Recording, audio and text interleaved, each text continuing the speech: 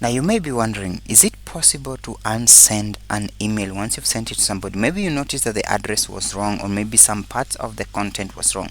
The answer is yes, but the only disadvantage is that it is only limited to 30 seconds. Now if you want to set that, open your Gmail and then go to the settings option and then go to all settings.